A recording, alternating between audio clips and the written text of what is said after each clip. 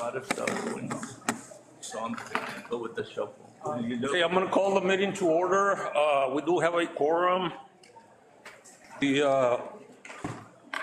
Tell them that we do have a quorum and then we'll call them in when we need them.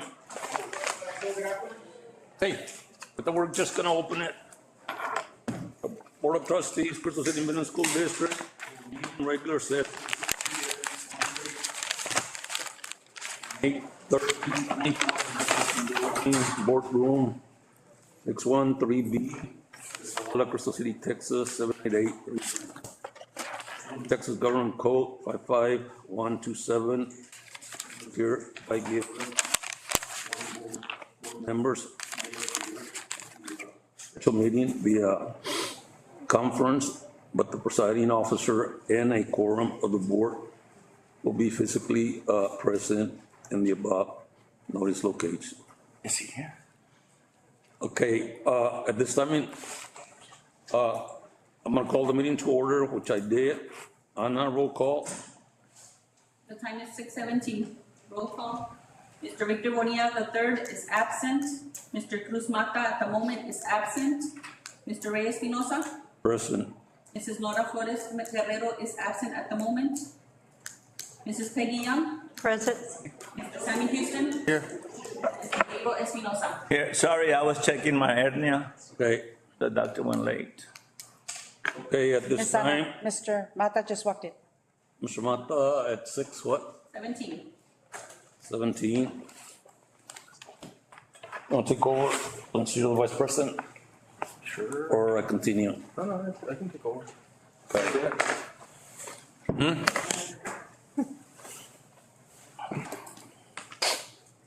Well, let me do the model de los awards because, That'll work. okay, and then you can take over. Do we have any audience to patrons?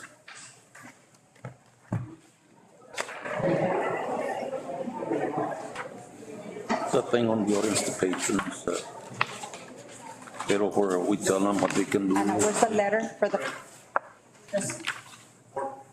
What Is it he the has to same say, topic? what he has to say about the rules. Okay, they have to choose one. 110B. If three other people or the same topic, they have to choose one of the three, and that person can make the presentation, the other ones can come with them, but we won't have one for each one. This one, sir. That's a script. Okay. We have audience to patrons. Mr. Garcia, officer, bring the one that's by itself.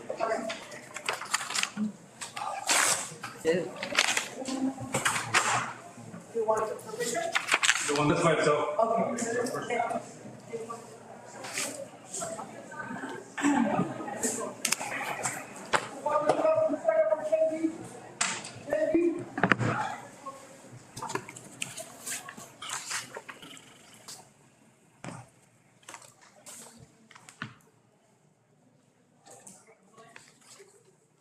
Hello, everybody. Sorry, I'm a little late.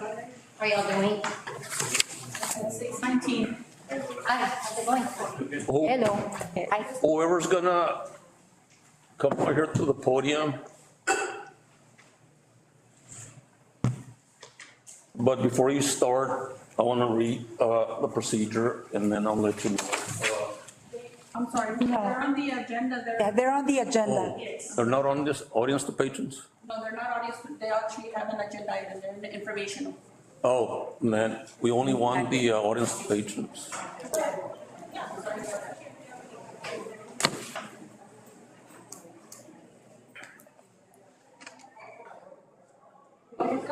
Alma, it's really hot out there. It is. Uh-huh. Why didn't they do it during sports day? No, I'm saying, we can't accommodate them Eh? on the hallway or something to be able to close the door? Ma'am, so for 9A, we have two that are for and one is against. So they're not together. Why not? The ones that are together, The two said they already have a speaker, but there's one against. So it's two different, two for and one against. So it's We'll bring the two for 4, And then, and then the other one we'll give them the, right now, primero bring the 2 for 4.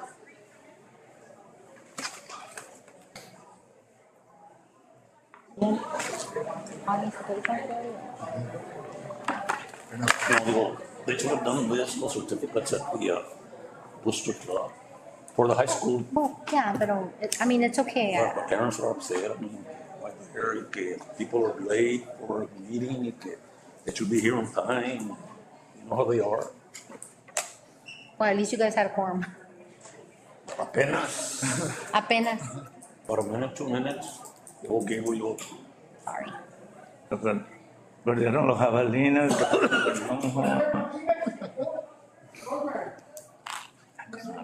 Some employees cannot, Hot dog, stop. It's not fair that they play open. No. And it's not, the coach was telling me, because she's done it for me. I said, how would you like to go play all your district games in one? That's right, that's exactly. We should have the doors open. All right, should have what? The doors open. And that was serious I awesome. mean, I'm sure people are gonna wanna hear what's going on. Like Jordan, if there's so much. It's different, the kids have played there, what, like 12 times. And they're, you what you. They know the area, they know the field.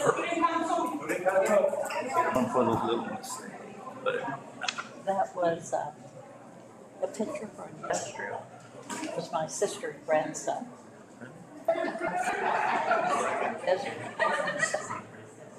Esmond, he's left-handed. Hogs. they were real nice. we need to hurry up or we're gonna have to cancel the audience to patrons.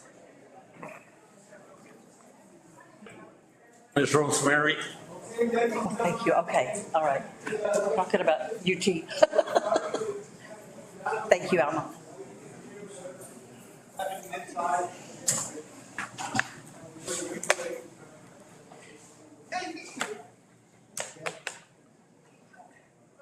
who's gonna be the main speaker for this?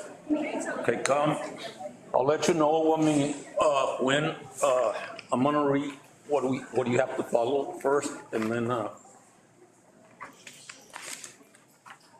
I don't know if they open up the door, I mean, they're gonna be making a lot of noise over there, I mean, But we're not in closed session. I think I know. everybody should be Yeah, allowed. but everybody's coming in. It's an open meeting, but I think we should just be courteous and, Like, right? I mean, wait, yeah. okay. Okay, the board procedures for handling public comments, the public comments portion of our meeting is available to members of the public who wish to address the board regarding agenda items and items that are not on the posted agenda. Anyone who wants to speak during the public must sign, did you sign? Prior to the start of the meeting and list the agenda item that you want to discuss, okay? Each public comment speaker will be allowed a maximum of 5 minutes to address the board. Any public testimony speaker who is speaking through a translator will receive up to 10 minutes to address the board.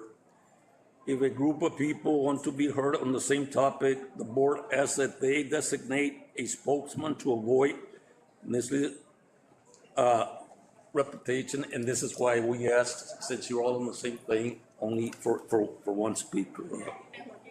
The board shall allow no more than 30 minutes for speakers, and that's when we have other people that want to speak on other issues. The board has adopted rules to preclude the abuse of open forum by, for example, anyone uselessly repeating the same comments or complaints meeting after the meeting.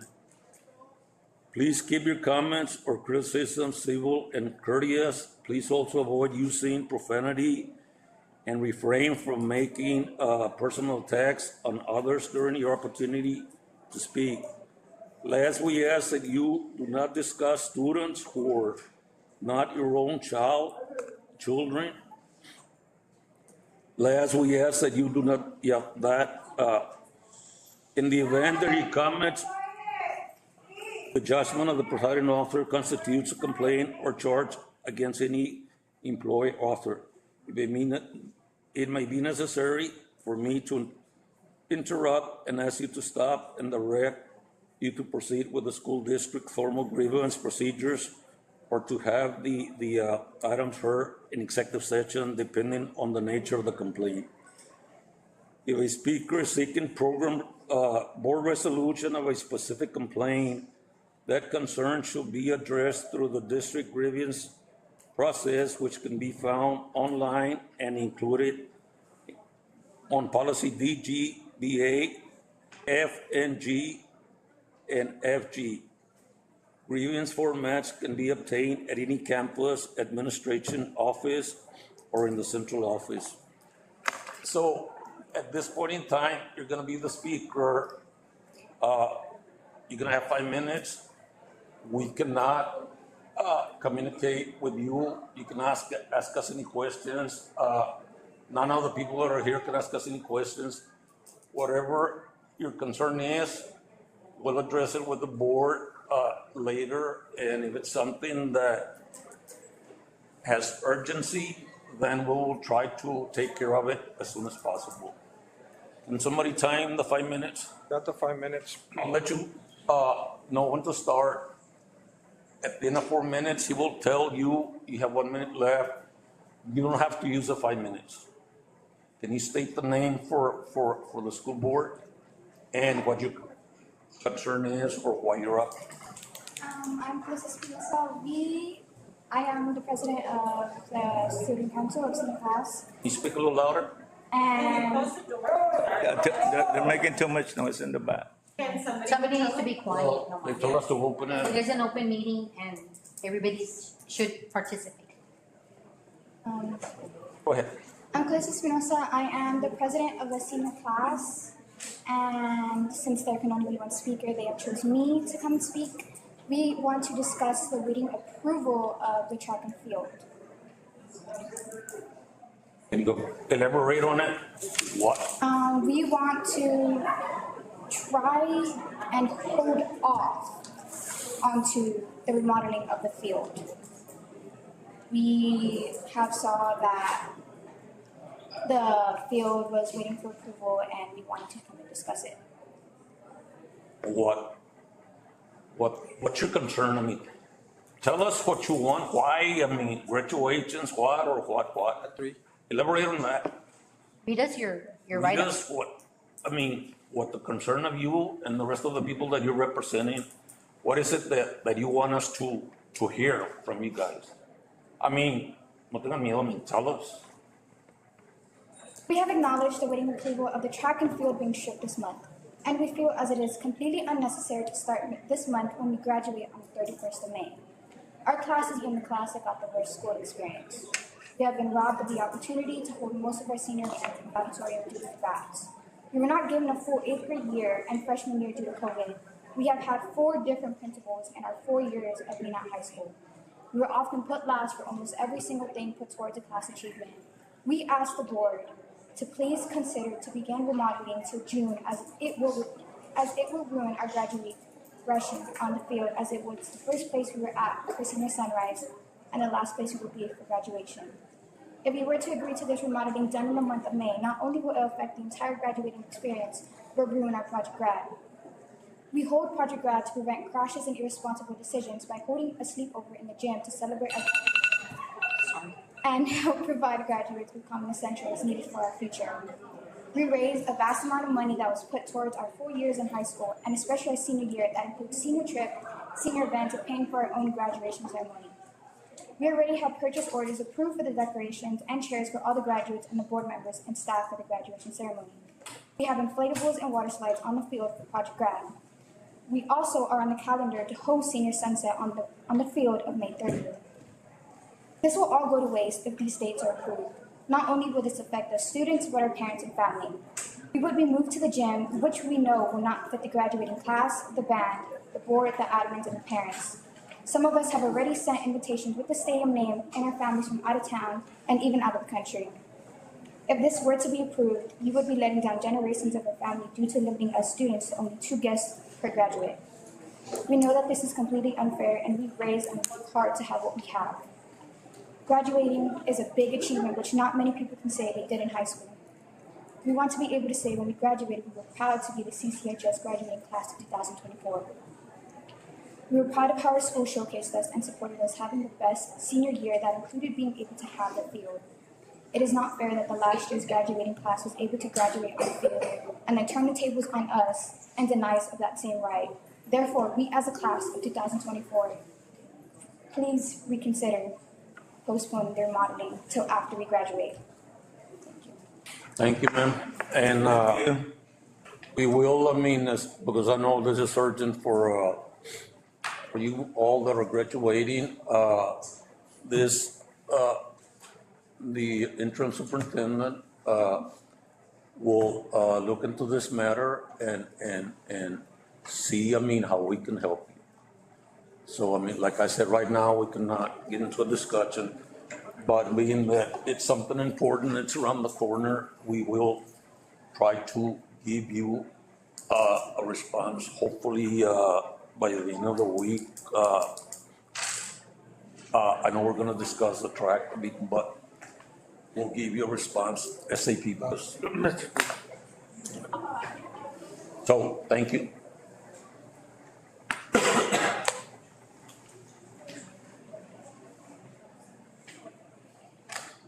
The next group? No, Another one? You had said two were in favor but and they some were said they're on against. the agenda or something. Who's for against? We have one for against. There was one more, right? That's what I It's understood. on a board agenda.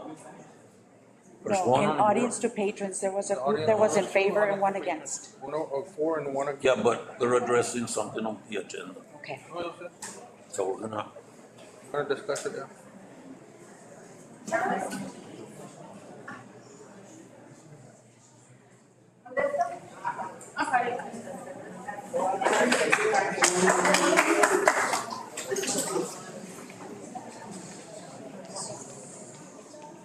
and before you begin, I'm gonna read you, what you have to follow. Then I'll let you know when you can start. Again,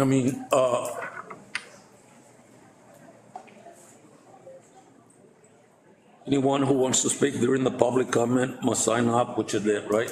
And prior to the start of the meeting, enlist the agenda items that you want to address. Each public comment speaker will be allowed a maximum of 5 minutes. We'll be timing you and we'll be reminding you when it's 4 minutes so that, doesn't mean that you have to do the 5 minutes. You want to get it? Okay, if a group of people want to be heard on the same topic, which you're only one, we don't need to get into that. Please keep your comments and criticism civil and courteous. Please also avoid using profanity and refrain from making personal attacks on others during your opportunity to speak. Last, we ask that you not discuss students who are not of your own child. Yelling, inappropriate, uncivil, and discriminatory comments will not be permitted. In the event your comments in the judgment of the presiding officer constitutes a complaint or charge against an employee or officer, it may be necessary for me to interrupt and ask you to stop and direct you to proceed with the school district formal grievance procedures or to have the item heard in executive session, depending on the nature of the complaint. If a speaker is seeking board resolution of a specific complaint, that concern should be addressed through the district grievance process, which can be found online, includes policy DGBA, FNG, and GF. Grievance forms can be obtained at any other campus administration office or in central office administration office. Mr. Mata will be keeping time, and again, we'll remind you if you go over, if you have 1 minute or whatever, that's it. So, Mr. Mata. You have 5 minutes. I'll let you know when you have one left. So if you finish before that, just nod your head and then I'll stop it. You ready? Go. Hello, I'm Alison Mata. I'm a student athlete here at CCHS, and I'm so grateful for the opportunity to speak in front of you all. I'd like to address the pending decision you will all make on the upgrades to our sports facilities. I'm a year-round athlete at CCHS as well as a student athletic trainer. As a trainer, I help out with caring for a lot of injuries, with the majority of them being caused by the neglected conditions of our sports facilities. Many of our runners come in with shin splints and tendinitis caused by the worn out surface of our track. Our football players have to run over giant holes in the turf, which can cause serious injuries to our boys. We've had sprained ankles, ACL tears, and broken bones throughout the year. We also have student athletes that have to deal with constant body pain, causing them to have to sit out of other sports. My teammates and I take great pride in doing our best to represent our school as well as the school district. We pass our classes, train in the off-season, and push each other at practices despite our conditions.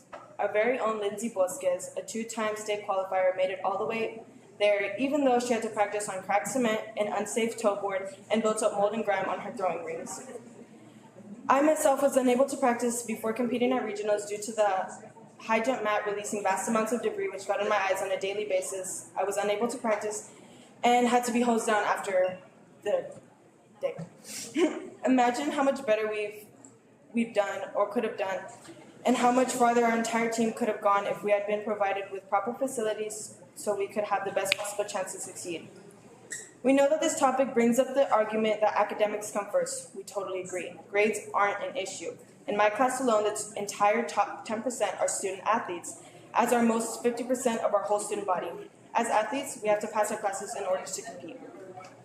I see so many familiar faces here, the same faces I see at our events and our games. You all want to continue to support us just as we want to continue to compete. By upgrading our facilities, you can do so much good for our teams in the future. All we need you to do is put our health and safety first and provide us with what we need to accomplish our goals. Thank you. Thank you, ma'am. Thank you, ma'am.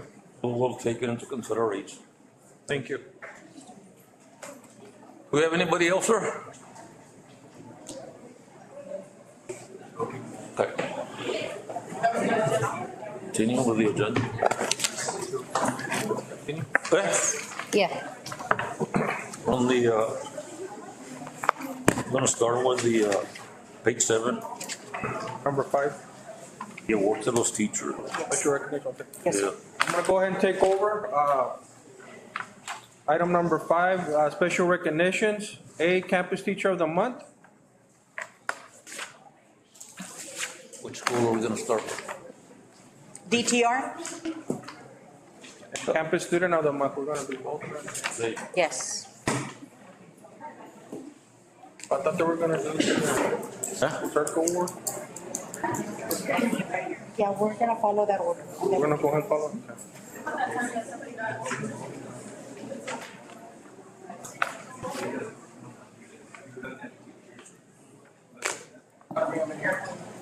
Okay.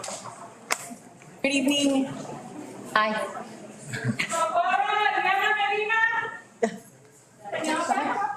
Some teachers and students. Okay. Dr. Tomas Rivera's Elementary Student of the Month is Pre-K 3 student Camila Villarreal. Camila is in Ms. Flores and Coronel's and Rodriguez's class. So she has 2 classes. Pre-K, they go half of the day to Pre-K 3 and half of the day to childcare. Camila's favorite book is called Animal Book because she likes to learn about animals. Her favorite center in the class is the Block Center because she likes to build stuff. Camila's favorite color is light blue. Her favorite number is, what's your favorite number?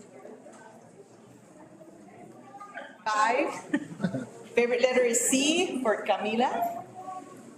She likes to spend time with her dog Zoe, and she enjoys playing t-ball. DTR Student of the Month, Camila Villarreal.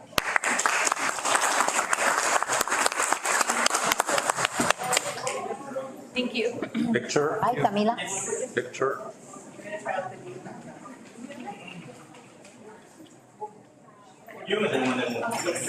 LDZ, you want to start working your way up to the podium, please? When they do a teacher of the month? Yeah, they're coming. They're there. Diana and.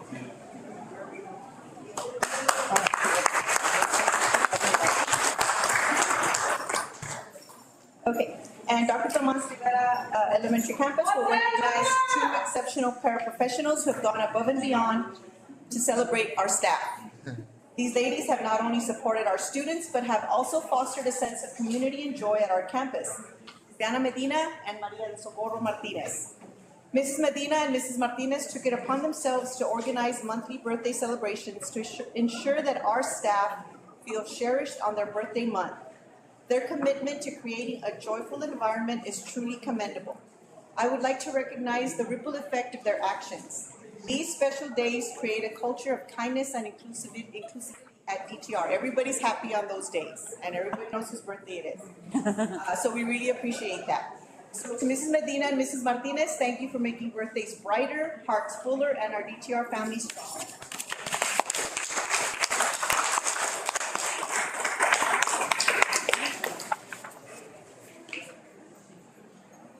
Thank you all. Thank you. Thank you, ladies.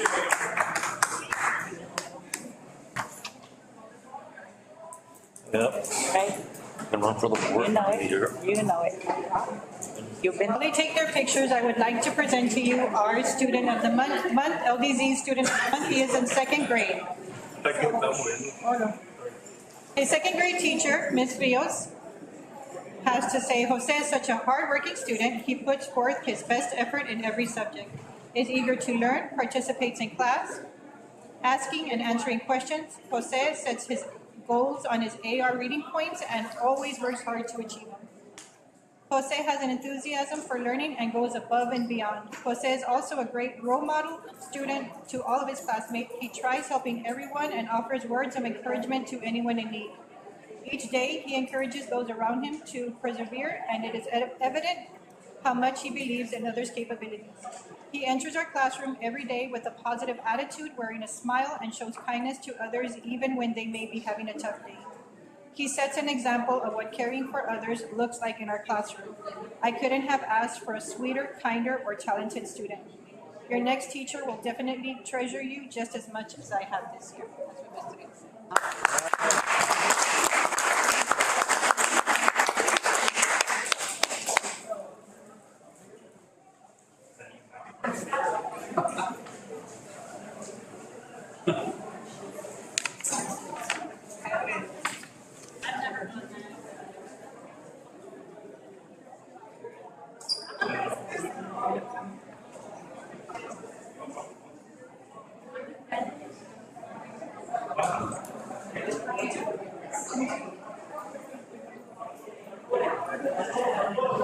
said.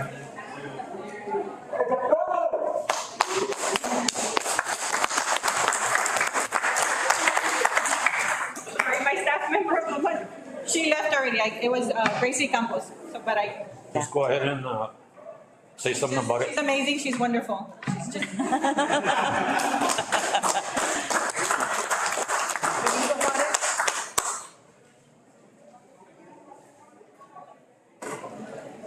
Come over, Kate. Stand on the other side. Yeah, so everybody can see you. All right. Good evening, ladies and gentlemen of the school board. It is with great pleasure that I stand before you today to announce our Student of the Month for May, none other than Caden Cumpial. Caden is a shining example of excellence and dedication in our school community. His teachers have provided glowing praise for his remarkable qualities and contributions. They state from the moment he steps into our classrooms, Caden exudes enthusiasm for learning. Always eager and prepared, he approaches every task with great determination, giving nothing than his absolute best. His commitment to academic excellence is truly commendable as he consistently demonstrates a mastery of multiplication and a relentless pursuit of mathematical proficiency, says his math teacher, Ms. Castillo. Caden continually crushes challenges. He sets goals for all his subjects and looks forward to meeting or surpassing those goals. He likes to help other students that may be struggling with their work. He has great attendance and does not like to miss school. He often says he loves school. In summary, Caden is not just a student, he is a role model, a leader, and a source of inspiration for our entire school. It is a privilege to honor him as our Student of the Month, and we eagerly anticipate the incredible accomplishments he will continue to achieve here at CCISD and beyond. Please join me in congratulating Caden for this well-deserved recognition.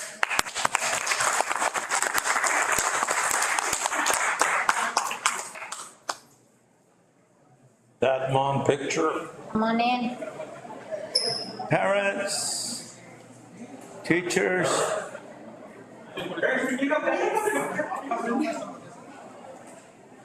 Hard because I had to like, you can never.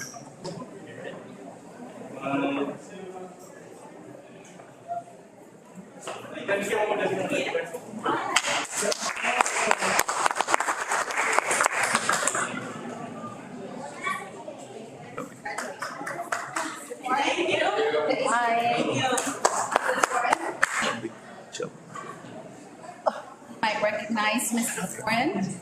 She's been here before. So I am honored to present to you our exceptional Teacher of the Month for May, the remarkable Mrs. Warren. Mrs. Warren's dedication and tireless efforts in fostering student growth and involvement make her an invaluable asset to CCISD. Her colleagues unanimously praise her as a hard worker who consistently goes above and beyond to ensure the success and well-being of her students. Mrs. Warren's impact extends far beyond the walls of her classroom. Her boundless creativity and unwavering commitment to making a positive difference were on full display during our Better World Day festivities. From orchestrating engaging activities such as crafting robots from recycled materials to spreading kindness through students' beautiful kindness rocks, Mrs. Warren empowered our students to recognize the power of their actions in shaping a better world. Furthermore, Mrs. Warren's dedication to student involvement and community engagement knows no bounds. She orchestrated the creation of Better World Day bracelets and student art featuring inspirational messages, fostering a sense of unity and purpose among our students. Additionally, her thoughtful planning and coordination brought the inspirational Mrs. Severita Lara to our school as a keynote speaker, leaving a lasting impression on our entire school community. The culmination of Mrs. Warren's efforts was our unforgettable Fun in the Sun event, where students enjoyed a day filled with laughter and camaraderie. Thanks to her meticulous planning and unwavering dedication, our students had an absolute blast, as evidenced by overwhelmingly positive feedback from both students and staff. In recognition of her outstanding contributions to our school community, we proudly salute Mrs. Warren as our Teacher of the Month. Her endless enthusiasm, unwavering support, and commitment to excellence make her a true superhero in the eyes of all who have the privilege of working alongside her. Please join me in extending the warmest congratulations to Mrs. Warren for this well-deserved honor.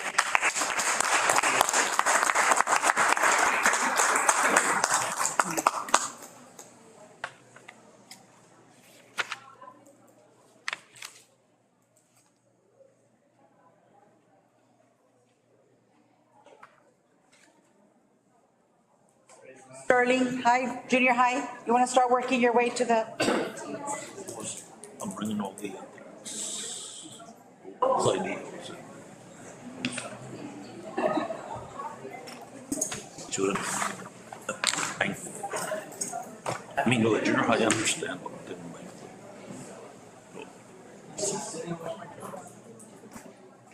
So you all have already seen Ms. Diana Coronado, who's been in the district over 20 years. Yes. But I wanted to show some of her dedication. Her students, I had 5 students, but only one stayed. The other ones kind of like, they got lost in the shuffle. But we wanted to bring you to, the students that won at the junior college art contest. They all were awarded different things, but this is Ana Silva. And Ana she's an 8th grader, and she entered in watercolor, and she did a painting of her dog. Okay? And she says she painted her dog because the dog reminds her of the day she got him. And when it says, I remember that day and it makes me happy. So, and she won. So,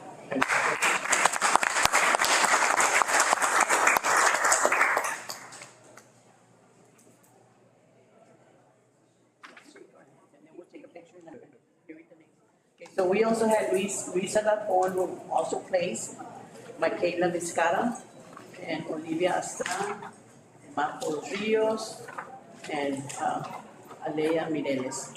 So let's go up and congratulations.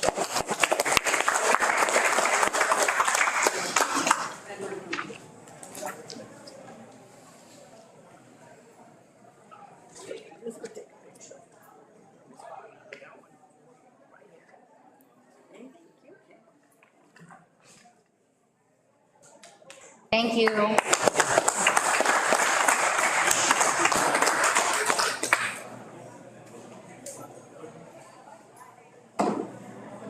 High school, you want to start working your way to the podium, please?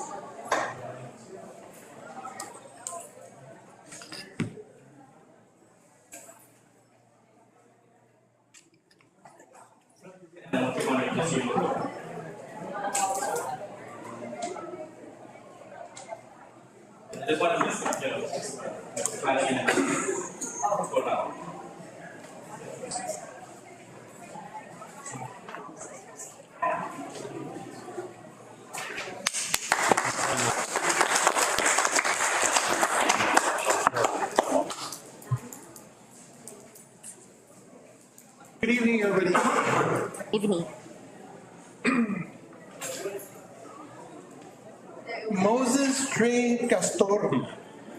Moses is senior, set to graduate this May. Moses has always maintained his conduct and composure with peers and all of the staff. Moses is a great student. Throughout his career, Moses has earned all of his credits. He has stayed up with his graduation plan and is currently at 26 credits already and counting. Moses has passed all of his STAR tests. Most recently, he passed his U.S. history with a score of over 4,000 points. Oh. Moses sees life's challenges as an opportunity to go forward and do great things. Ladies and gentlemen, the Crystal City High School Javelina Student of the Month, Moses Trey Castor.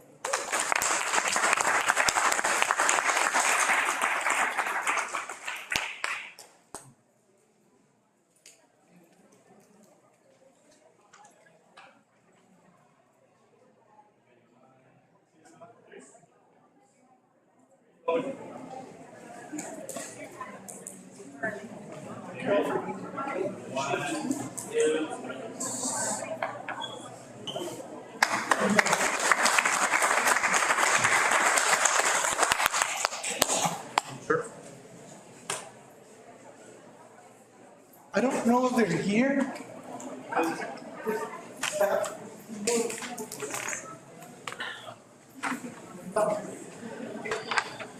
Anybody here from Crystal City High School? Stop.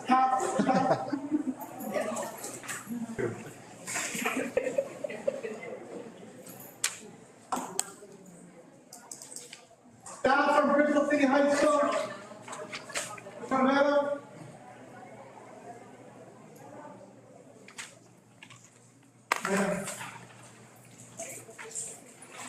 They didn't get the updated email. Thank you for being here. Thank you all.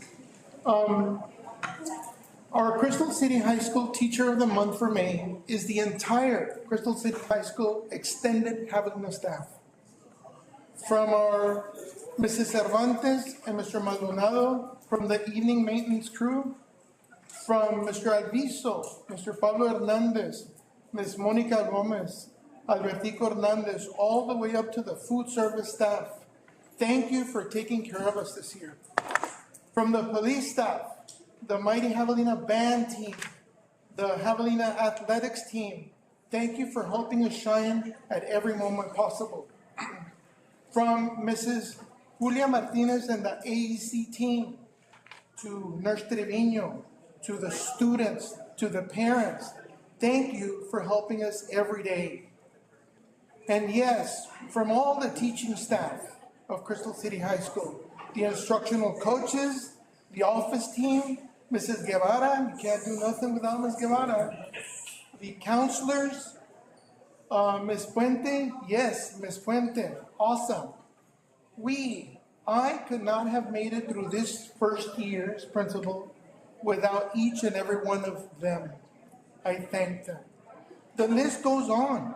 Like a family, each of us slightly different, yet the same. Ladies and gentlemen, the Crystal City Javelina Teacher of the Month for May, the entire extended Crystal City High School staff.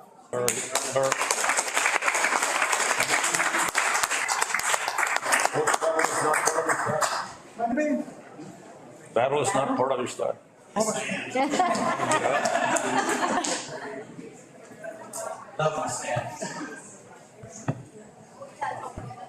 On los courses de nieve. Thank you. Puros cursos de nieve. Hey, Beth, I mentioned athletics, you heard me,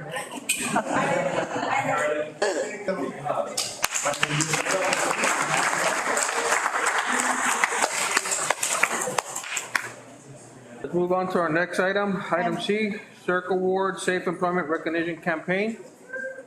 Mr. Delgado, you'll be presenting the next award.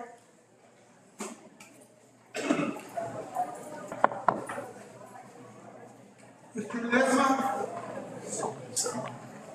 Mr. Lerma. Still inside Lavender. Bernardo Lerma. Suburb of Lavender. I think it's right. Or is it a little town? Bring in the tree there, Lolita, Blessing, Flasha, Reward, they all go to this Vanderbilt. The internet. Good evening again. It's Board member. Mr. Alberto Hernandez had an emergency. He had to go to San Antonio to take care of a medical matter with his son. Good evening to all guests, staff, and administrators. On behalf of the Workers' Compensation Solution and Crystal City ISD, I want to thank you for the opportunity to honor one of our employees who has made an outstanding impact on the district's culture of safety. This is an award from the Safe Employee Recognition Campaign, CERC. This year, the district held another Safe Employee Recognition Campaign, CERC, throughout the 2023-24 CERC program beginning last October. Department supervisors and peers have recognized employees across the district who have demonstrated safety on the job. Of the many employees who were recognized during the campaign, one has been chosen by the CERC committee for a higher honor. Please help me congratulate Mr. Bernardo Lerma as Crystal City ISD 23-24 CERC Honor Roll Employee. Mr. Lerma has gone above and beyond for our culture of safety by doing everything that he does every day.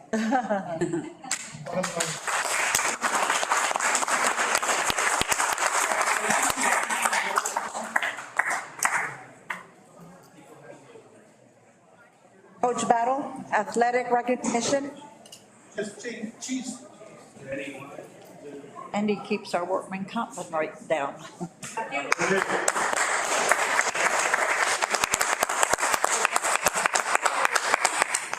All right, I also want to give a thanks to Bernie. He's helped us athletics a lot, so Bernie's a great man. We're great to have him. He's a great man.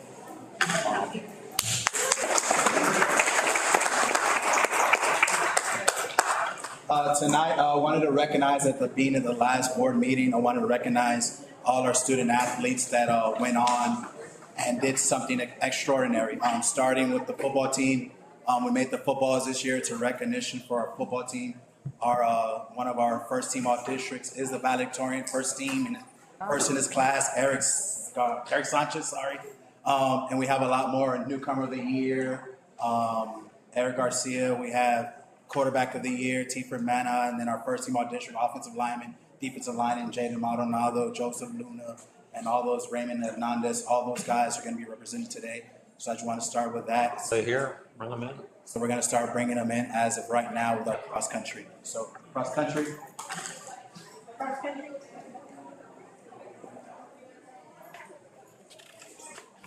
Those are boys.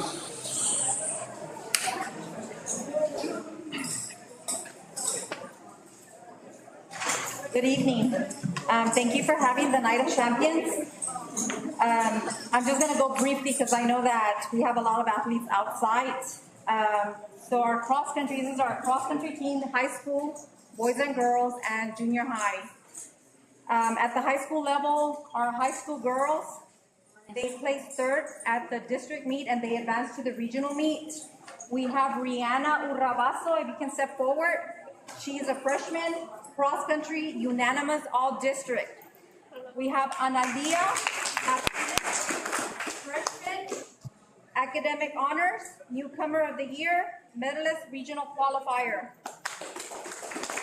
Irina Revolcada, she's not present. She coaches a softball team, but she's also all-district, and she was the team captain for the 23-24 school year. Isabella Royce, sophomore, all-district, academic all-district, medalist, regional qualifier. Evelyn Jett, third team all-district, academic honors, medalist, honors, regional qualifier. Angelica Ibarra, sophomore, third team all-district, academic all-district, medalist, regional qualifier. Aisha Revoltava, third team all-district, academic honors, medalist, regional qualifier. Evelyn Zarate, freshman, third team all-district, academic all-district, medalist, regional qualifier. Isanelli Gomez, sophomore, our manager and academic all-district.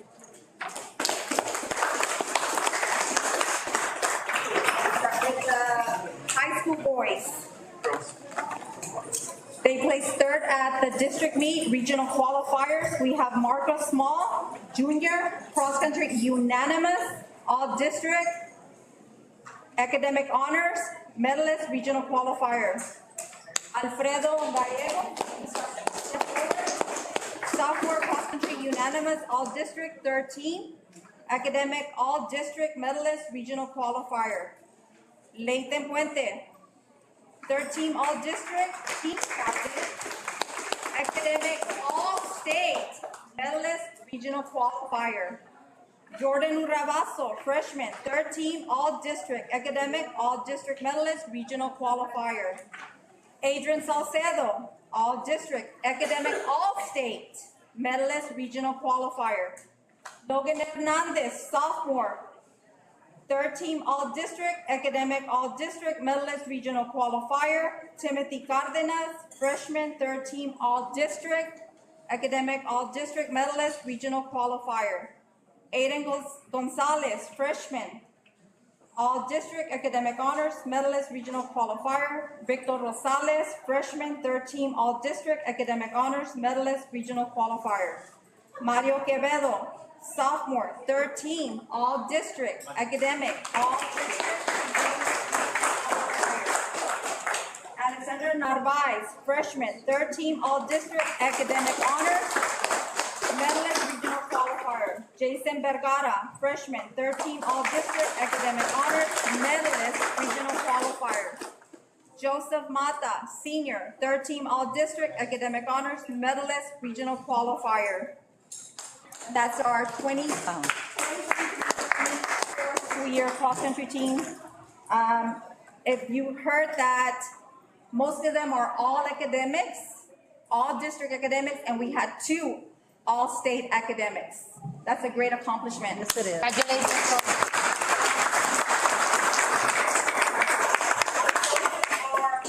Raquel Roy, Elisa Hernandez, and Jessie Perez, and myself, Sonia Perez. Congrats. Great job. We're going to introduce the 2023-2024 Mustang Cross Country teams to start off. The boys and girls on both 7th grade and 8th grade, they had an amazing season. They came out and joined us for the conditioning during the summer, and they really proved to themselves that they could build that stamina and endurance. For some of them, it was their first time running. We call them our babies, especially the 7th graders. It's their first time getting out there, and it's really hot during the summer months. So we're really proud of not just the high school, but our babies in junior high. Starting off with the 7th grade girls, they captured the 28-3A district champions title as a team. On that team, we have Mackenzie Flores, who was unanimous all district. Magali Alamio, unanimous all district. Aubrey Balboa, unanimous all district. Anabella Royce, unanimous all district. Anabel Rodriguez. And Leila Santoya. The 8th grade girls captured the 28 3A district runner-up champions title as a team. So we have Ashlyn Tovar, who was second place.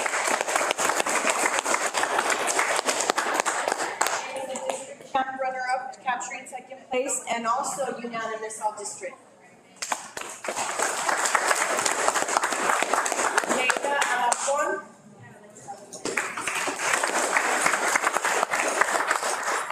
Jasmine Villarreal. Analisa Lascano. Ebony Hernandez. Miabel Cervantes. Olivia Perez. Hailey Aguilar. And Janovi Mata.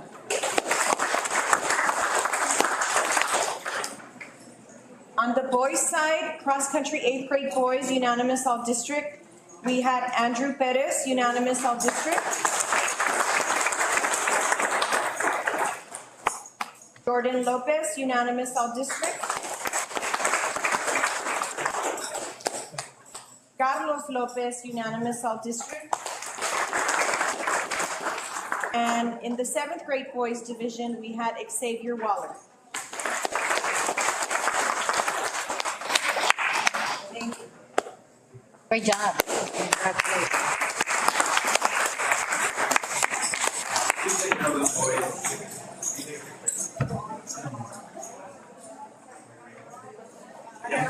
All right, we're going to keep this moving on. We have our volleyball team, which won a playoff game, 2 playoff games, I'm sorry, and also were the district champs. So.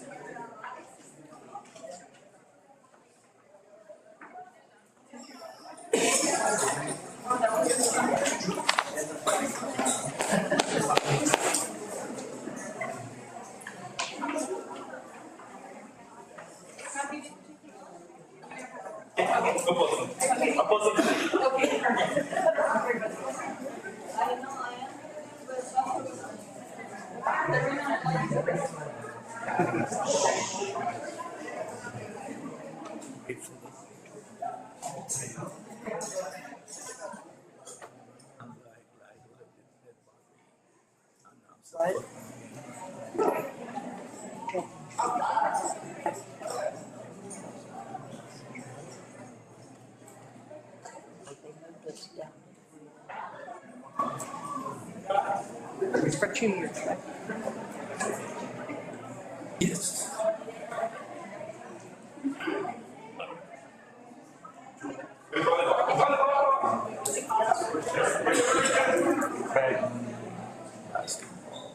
Maybe I'm being a district. I should remember the district. The guy from baseball, TA at Laura Hagney.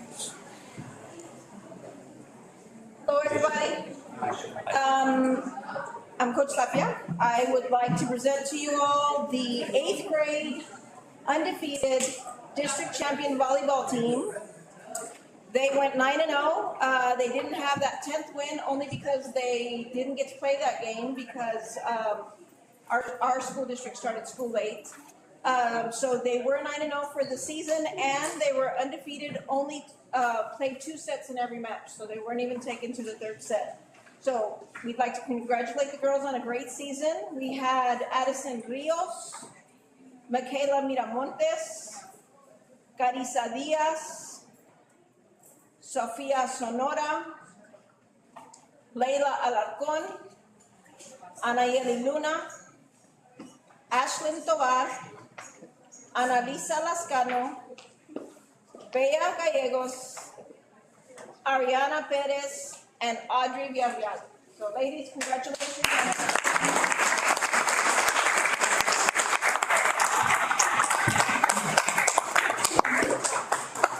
Right next, let's take a picture here.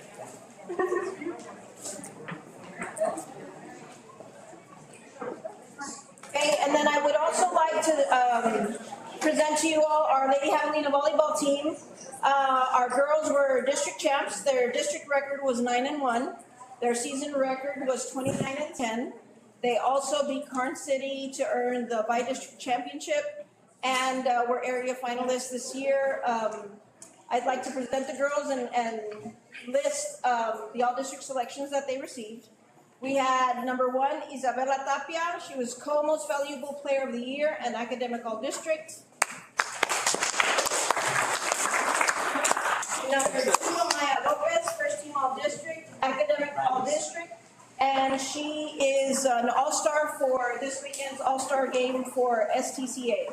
Oh. Selma Flores, she's a junior, all-district honorable mention, and academic all-district. Mackenzie Moron, academic all-district. She's at her GT field trip today and couldn't be with us. We have Emily Villanueva, a senior, academic all-district. Angela Luna, all-district honorable mention and academic all-district. May Garcia, academic all-district. Allison Mata, outstanding setter of the year and academic all-district. Chastity Martinez, second team all-district. Elena Lita, co-middle blocker of the year and academic all-district. Alyssa Flores, second team all-district and academic all-district. And Lindsay Bosquez, senior and captain, first team all-district. Manager Rihanna Mena. Yay!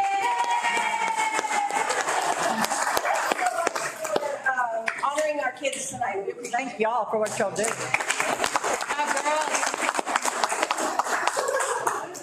it up, keep it up. I'm in the back over here. We'll get Rihanna. All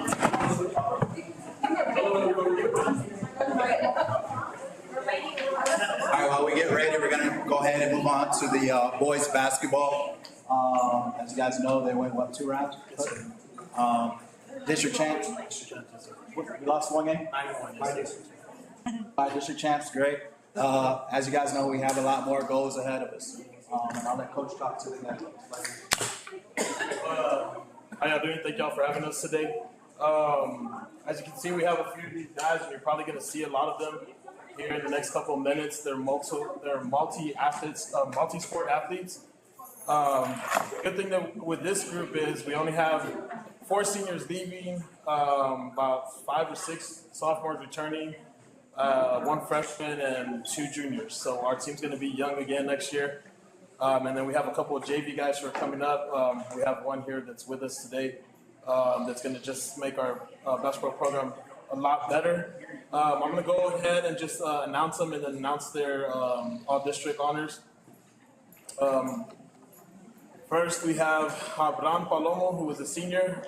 Gave us 4 years of great basketball, and he's also a 3-year letterman, first team all-district.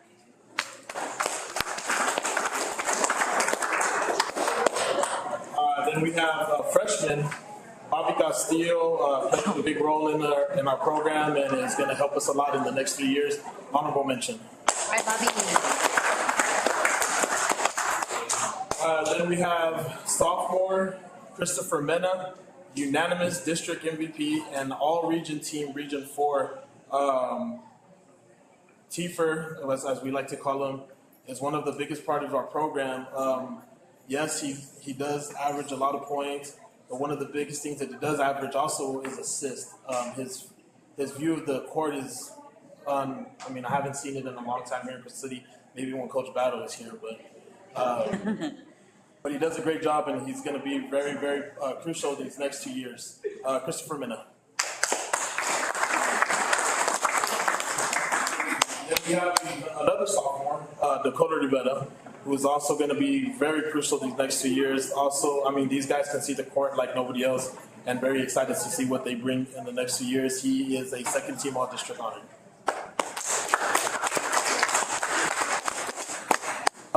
Next, we have senior, one of our captains, Eli Mata.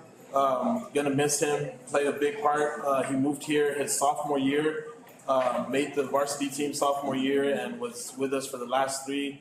Hardworking, he led these guys as best as he could, and I think he left a great example for them to continue the leadership that he left. He was honored with first team All-District. Next, we have another sophomore, and this is Isaiah Mata. Isaiah Mata is a guy that's going to do whatever you ask him to do.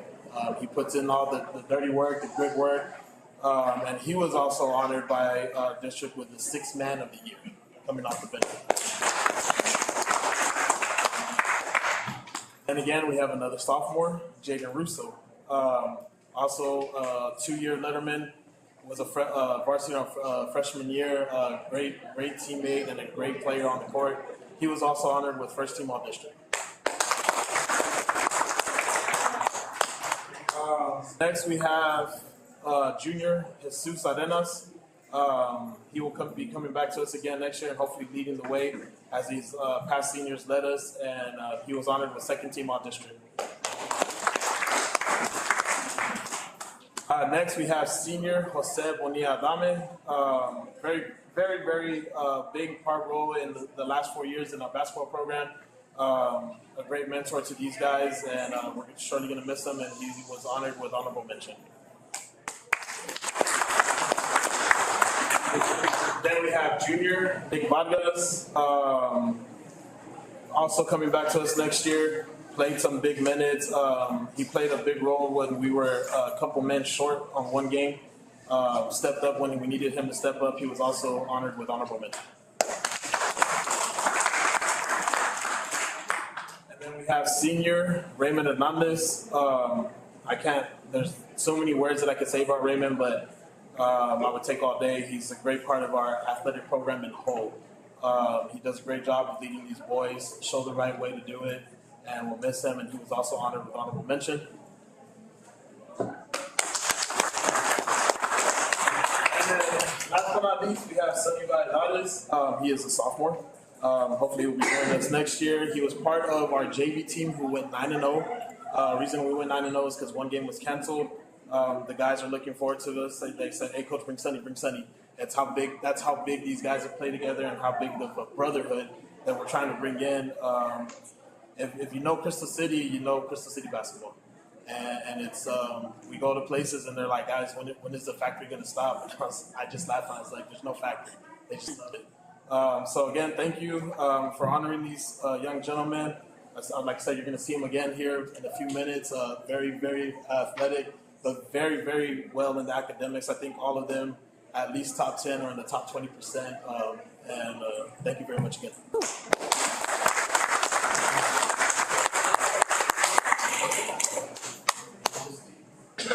Girls basketball.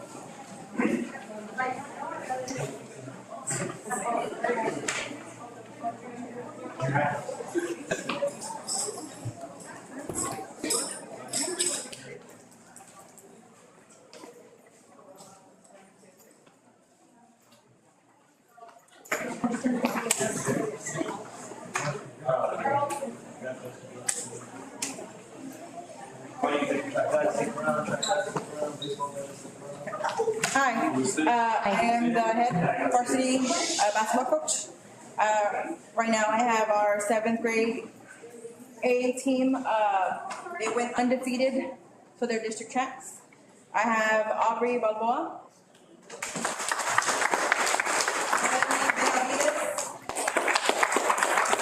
Mackenzie Flores.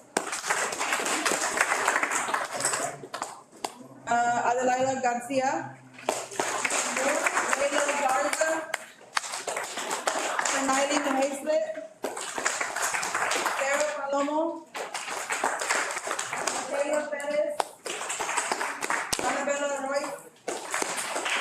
Leila Santoya. And Isela Orobaso.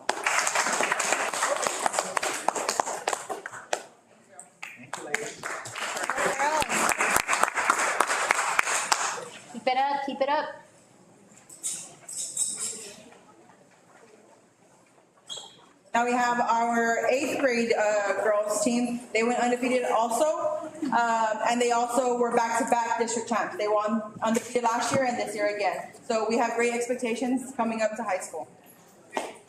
We have Miabel Cervantes.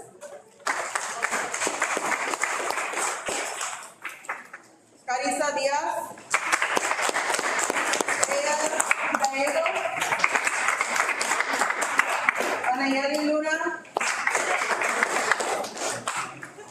Ariana Perez. Sofia Sonora. Axel Tovar. And Jasmine Medela.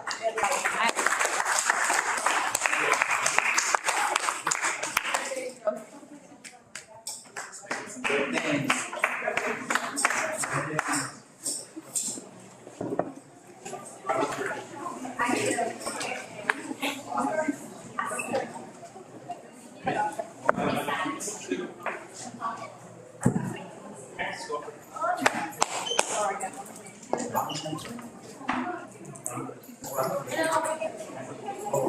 Next up, we have our varsity girls. We were tied for second place this year, so we did have to have a playoff run. But it was a great season, knowing that we lost 8 seniors last year. We had only about 4 or 5 girls returning, so we had to build. And it became a great season. They've developed so much within one season. I can't wait to keep growing these girls. First, we have Lindsay Bosques. She did first team all-district. Faith Martinez, she had organized second team all-district and academic all-district.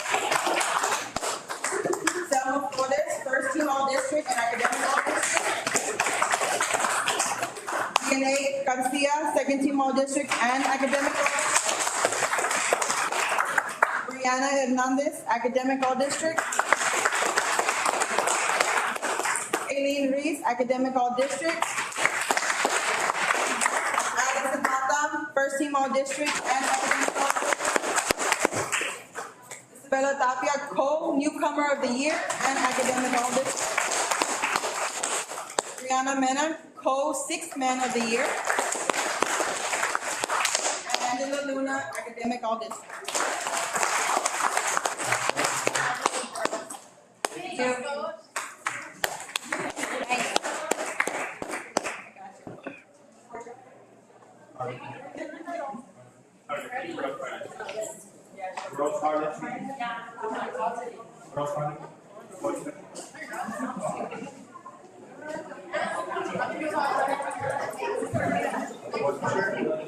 Ready? 1, 2, you guys ready? Yes. All right.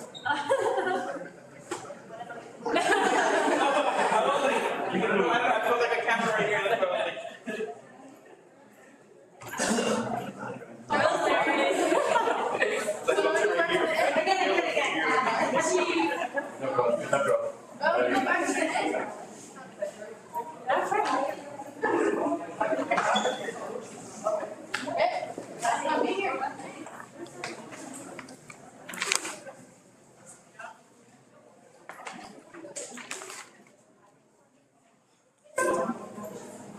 All right, we got our girls powerlifting coach, Rhonda Slansky.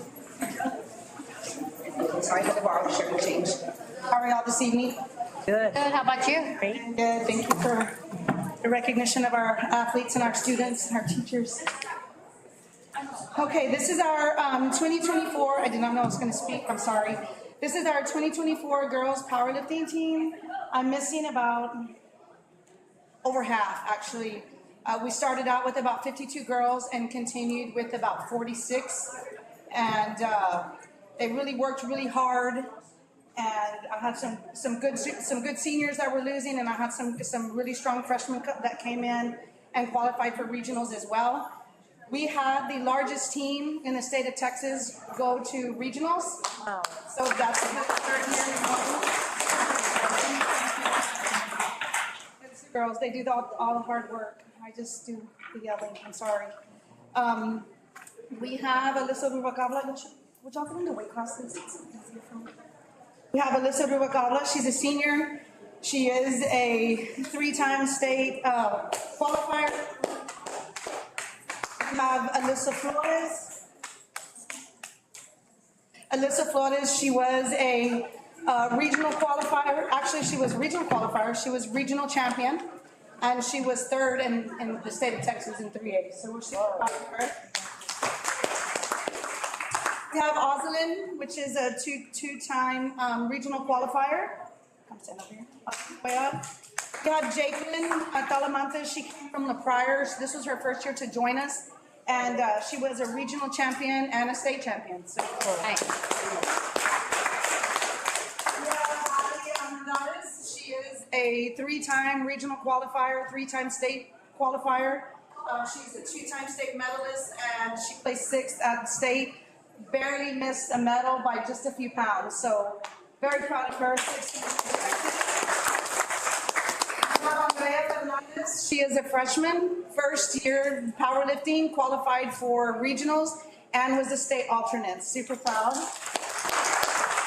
We have Jasmine Bettis. Jasmine is a 3-year regional qualifier and a 2-year state alternate. We have Jocelyn Andrade.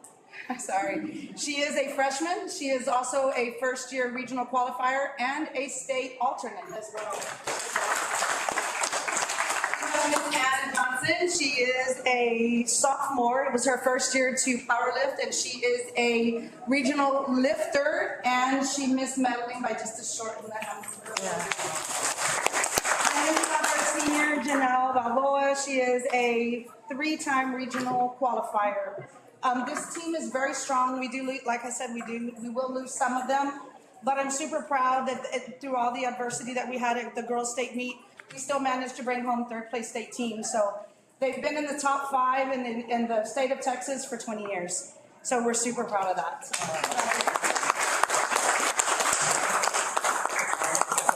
Thank you.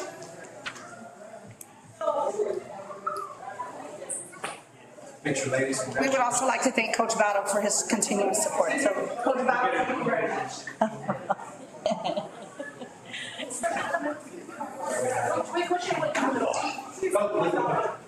Got boys powerlifting.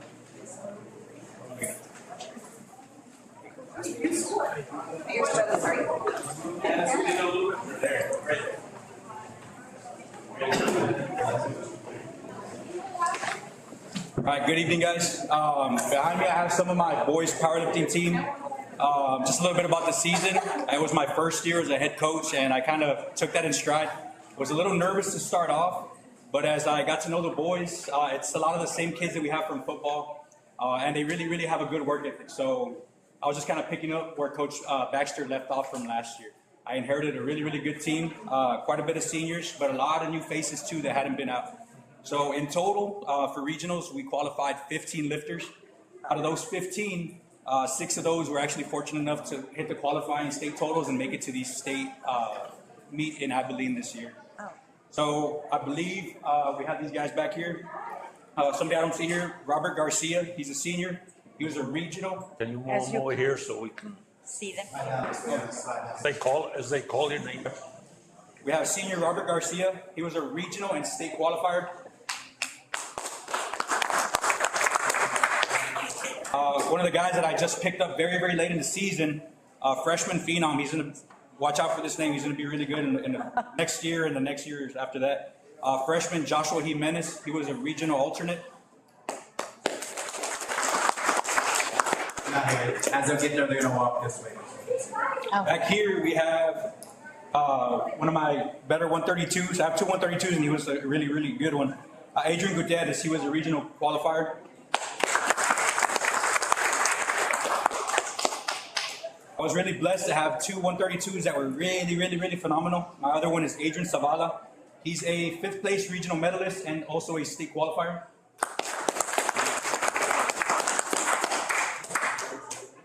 Not with us here today, we have Aaron Sanchez. He's a junior. He was a regional and a state qualifier.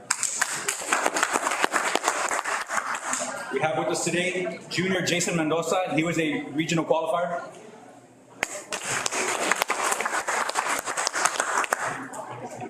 Senior Jaden Maldonado, he was a regional qualifier and just missed making it to state by a few pounds. One of the pride and souls of our senior group. Not with us here today, we have sophomore Giovanni Hernandez. He was a regional qualifier. We have also, I believe he's out on a trip today. He couldn't make it today. Senior Eric Sanchez, he was also a regional qualifier. Senior Joseph Luna, little story about him. I think 2 days out before we went to the regional meet, we had a freak accident where he was bench pressing 350 pounds as it was going up. He lost grip of it, his wrist shot forward, and that 350 pounds fell on his chest. Personally, I didn't think he would be able to be healthy enough to lift at that regional meet, but he had the meet of his life, hurting like crazy, and he qualified for state as well, where he actually PR'd at the state meet. We have senior Nathan Mendoza. He was a regional and state qualifier, another one of my seniors that was kind of the bloodline behind getting these younger guys prepared. I couldn't be everywhere all at once, but Nathan really took charge and kind of helped a lot of the younger kids with technique and just the ins and outs of the powerlifting. We have senior, the class clown. I'm pretty sure you guys know him, but he's one of my favorite kids. Senior Luis Perez, he was a regional alternate. He was here earlier. I don't think he's here anymore, right? He left. He's not here anymore, but senior Luis Perez. We have sophomore, another one to look out for here pretty soon. Sophomore Devin Hernandez, he was a regional qualifier.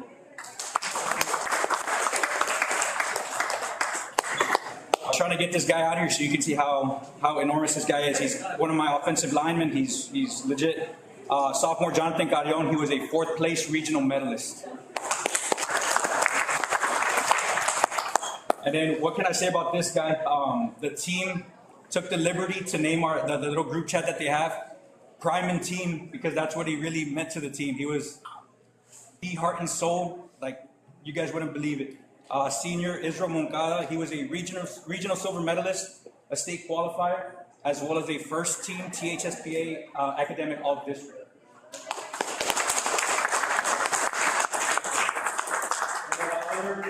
Up-and-coming members of our team, we have sophomore Adrian Pettis, freshman Carlos Perez, and sophomore Sonny Valladares.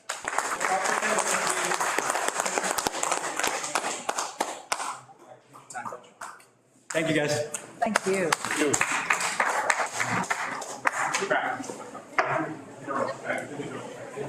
Girls track, girls track. Girls track.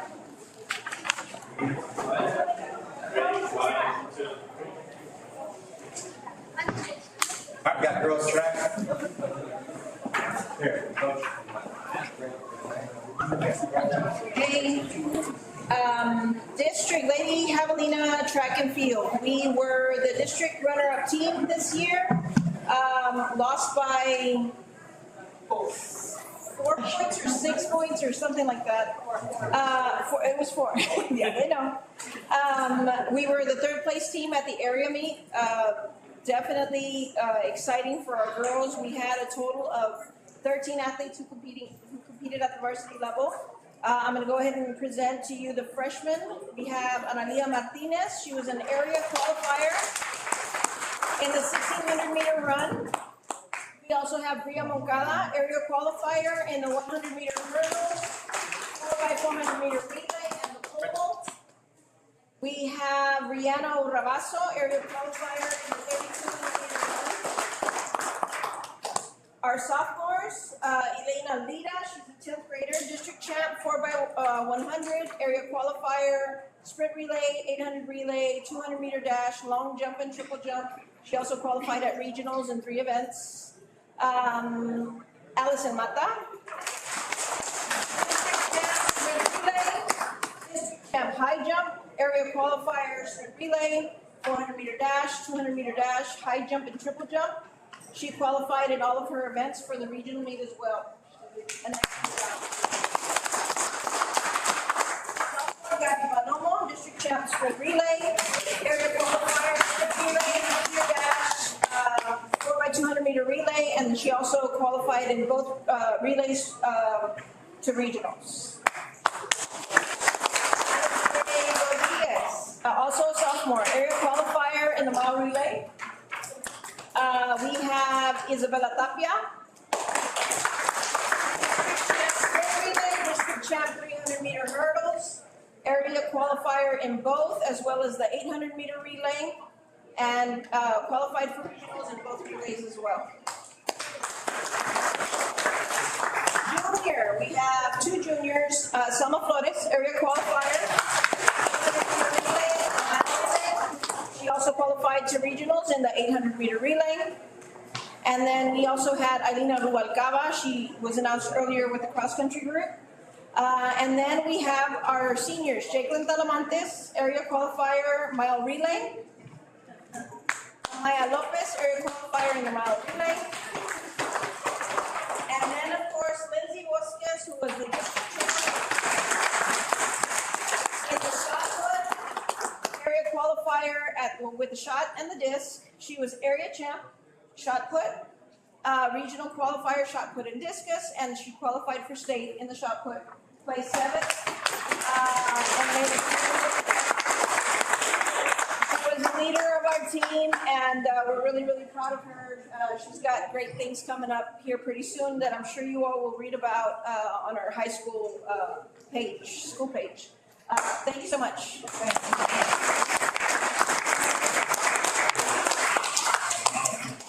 We got that. Boys track.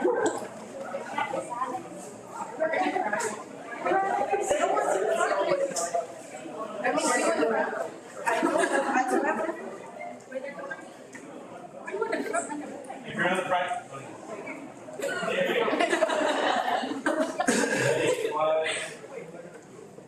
One, two.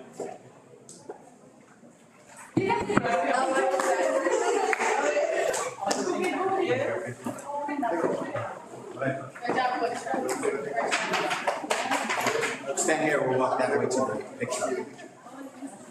Good evening, everybody. How y'all doing? Hi.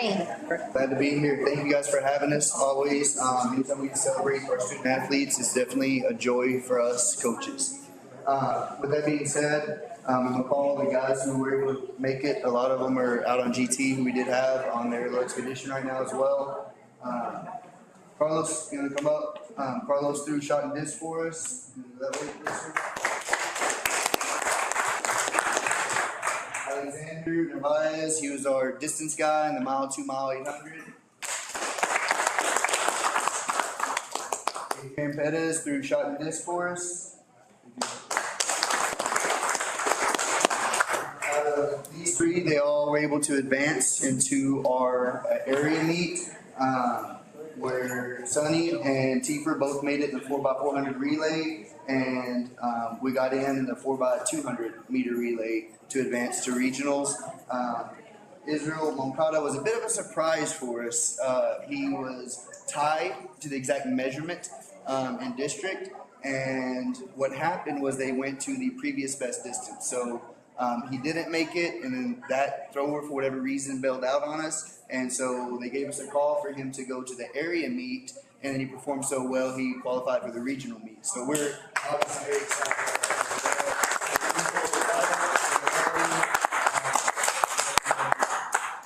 They got to advance from the area meet, Sonny and Christopher Mana, and competed at the regional level, in which they both competed and did very well in the 4x4 for their respective legs. So definitely glad that all but Israel Moncada, we're going to have returning for more years to come, and we're excited about that. And he definitely represented the track team Israel with great character. I know he was in powerlifting as well, and he was a state competitor, so I let him go handle that. But when he was with us, he worked and carried great character in everything he did. He was one of our leaders, even though he wasn't there, because his presence with those shot put and disc throwers, when he showed up, everybody listened and knew what to do. So that's a great asset for us, and somebody who for the field events we're gonna miss. So I'm gonna come over there with our picture, and thank you guys for having us.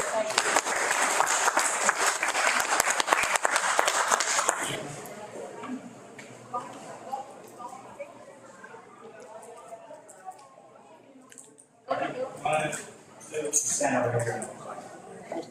Smile. All the way down.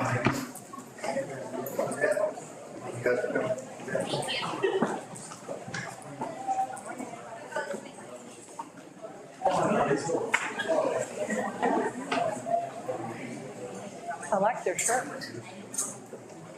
Coach and Sumner coming out, being a gentleman holding the door. Great guy. Still holding the door. I know. Good afternoon, everyone. I have absolutely nothing prepared to say to you today. What I do have to say this is that I want to thank you. First and foremost, thank God. Thank God for all of us being here today. Thank God for this day that we can recognize our student athletes. And I'm grateful for this day. I'm grateful to be here amongst y'all. Thank you for the support that you've given not only my athletes but other athletes as well. And we've had this tremendous support afforded us a great start, an early start. Us starting off in mid-October, swinging the club early, gave us an opportunity to see where we're at before the nitty-gritty coming into the district tournament starting in March, or the middle of March. And once again, like last year, a historical year, we had another historical year as well, with the girls, the first ever district qualifying team. With beginning with Alyssa, who's there. Say hi, Alyssa. Rubalcaba, Aisha Rubalcaba, Emma Ontiveros, and Sanchez. I'm just seeing Natalie Samarripa, who's not with us. But last year, two girls, Emma and Maggie, went on to accomplish that feat of going to the regional meet as qualifiers. But we've accomplished the great thing of going as a team. Last year's team, boys team, made it as a team to the regional meet, and one boy got to squeak in to make it to the state meet. Unfortunately, we didn't make it to the state meet, but a returning member from last year, Frank Castro, senior league member. But standouts came along. Achilles Canales, who was in last year's gold team, made his way up to perfecting his game. Beto really honed in on using the irons very well and impressed me with the way he was, where he was the one leading the team. And out of the blue comes Noriega, Juan Luis Noriega, who did exceptionally well as a first-year golfer, pushing himself to be a part of that first team. Unfortunately, due to injury, Noriega couldn't play, but a substitution was made for him at the regional meet with Luis Hinojosa, who's not here also today. But I'm proud of these young men and these young women who've done exceptionally well. And this is not without their support and their family support. And for that, I'm very grateful. Thank you, guys. Thank you.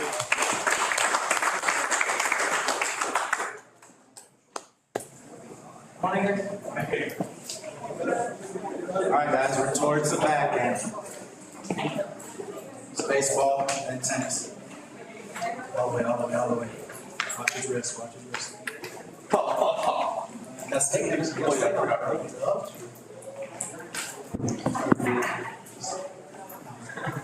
Will you pass these out at the same time? I'll pass them.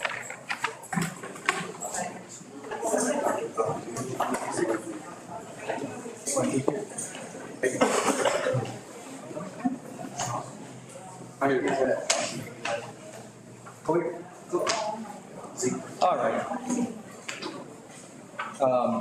We're ready? Yes, sir. All right, well, first off, board members and everybody that's here in attendance, thank you for having us, for letting us showcase our fine young men and women of Crystal City ISD. I'm going to first start off by announcing their names. I'll apologize for some that could not be here. We have a lot of baseball players that work after school. They have jobs that they need to attend to, and they do a good job of showing up. So, that's commendable as well. But we'll start off with Jason Mendoza, number 1, second team all-district outfielder.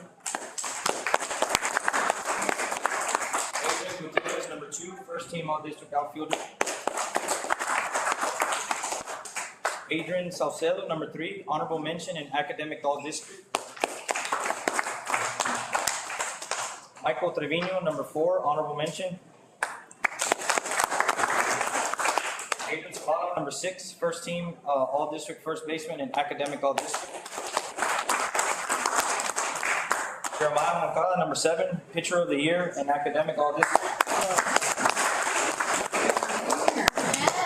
David De La Fuente, number 8, honorable mention in academic all-district. Eric Garcia, number 10, first team all-district catcher in academic all-district. He is at a GT trip that he went to Austin, so that's also commendable as well. Isaiah Mata, number 11, first team all-district designated hitter. Scott Rodriguez, number 12, first team all-district shortstop and academic all-district. Alfredo Gallegos, number 13, academic all-district. Abraham Martinez, number 14, first team all-district third baseman and academic all-district. Dorado, number 20, academic all-district. Christopher Mena, number 24, first team all-district utility and academic all-district. We have Coach Jesus Tapia, Coach Juan Garza, and Coach Dimas Hernandez, who is not in attendance. Before I let these guys go, or before we get dismissed, I want to talk a little bit about our season. It won't take very long. For me, I swell up with pride when I get to talk about these fine young men, because 3 weeks ago, or 4 weeks ago, we had no idea if we were even going to get into the postseason. We were sitting in 5th place, and then we were sitting tied for 4th, and they surrendered to everything that we believed in as a program, and they gave in and they believed in what we did, and that allowed for us to go into the playoffs in the 4th place seed and to knock off a number 1 seed in the bi-district championship when we played Karn City. We played Industrial in the 2nd round of the area championship, and we fell short. The series 2 games, we lost by 2 the first game and lost by 1 the second game. But it's very for me. I have a lot of pride talking about these young men when it comes to our games, because they've built the foundation and helped build the foundation for the future of Javelina baseball. We were knocking at the door of a regional quarterfinal berth, and something that hadn't been done since 1961, I believe. Wow. Not very too sure about the history of it, but it's something that is very commendable on their part, and that makes me very proud as a coach. Thank you for having us.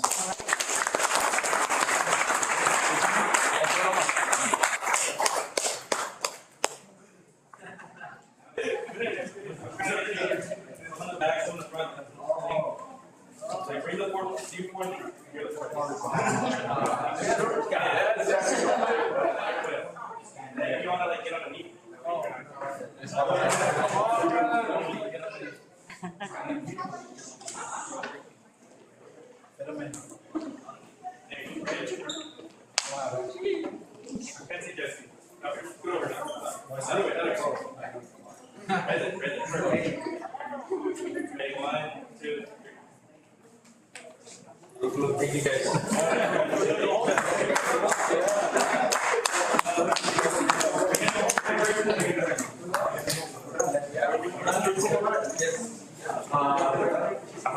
I can't help you.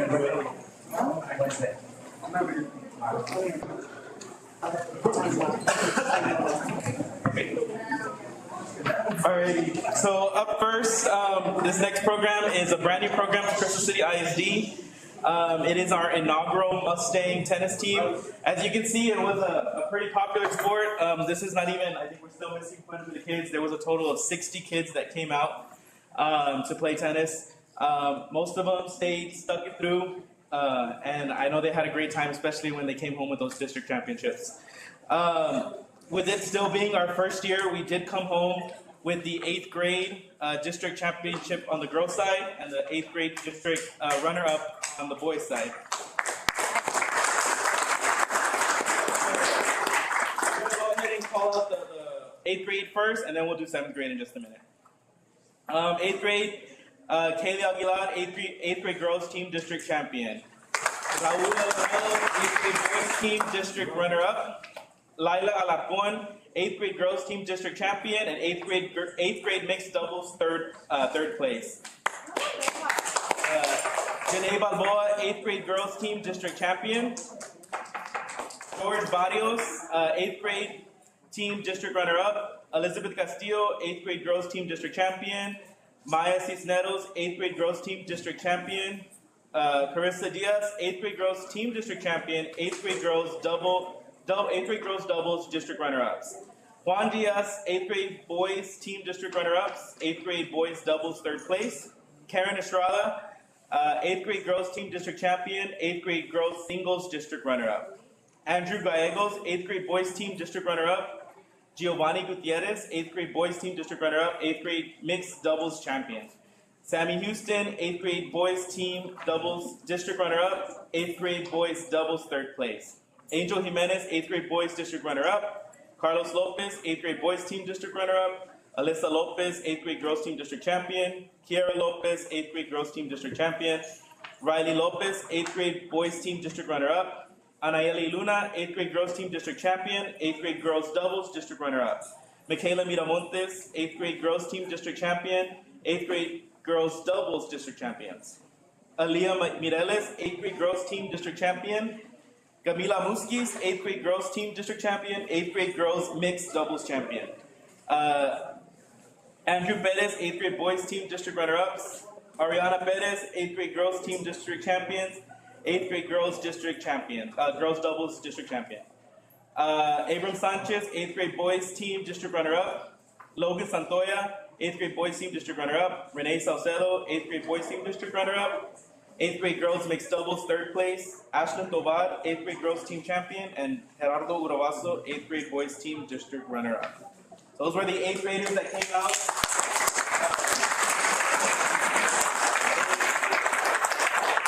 They came out and they played amazing tennis. They learned a brand new sport. We're really looking forward to that high school, especially on the girls' side. If you heard, like I said, our girls came home the district champs. That's something we haven't done on the high school side, and I know that if these girls come out, we'll definitely be able to do that. Next, we have 7th grade.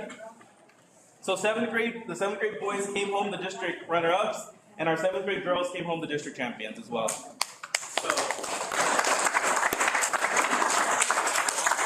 And so in our first year, it wasn't just not just our district, but we actually had to pair up with another district. So in reality, they were the district champs out of two separate districts.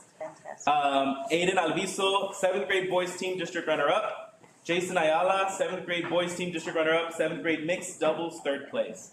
Gavino Balboa, 7th grade boys team district runner-ups. Gray Canales, 7th grade boys team district runner-ups, 7th grade boys team doubles district champion. Nathan Garcia, 7th grade boys team district runner-ups, 7th grade boys doubles district champion. Ethan Garza, 7th grade boys team district runner-up. Miguel Mendoza, 7th grade boys team district runner-up. Noah Mendoza, 7th grade boys team district runner-up. Damian Rodriguez, 7th grade boys team district runner-up. Carlos Guerrero, 7th grade boys team district runner-ups. Now for the girls. These girls, again, were the district champs overall out of all the teams. Kaylee Barrera, 7th grade girls district champions. Kristen Camacho, 7th grade girls district champions. Mackenzie Flores, 7th grade girls district champion. 7th grade girls doubles district champion. Adelaida Garcia, 7th grade girls district champion. 7th grade girls doubles district runner-ups. Grecia Luna, 7th grade girls district champions. Sunny Lee McCaislet, 7th grade girls district champions. 7th grade girls doubles district champions. Mia Moncada, 7th grade girls district champions. Michaela Perez, 7th grade girls district champions. 7th grade girls mixed doubles third place. Anabella Royce, 7th grade girls district champs, 7th grade girls district runner-ups. Leila Santoya, 7th grade girls district champion.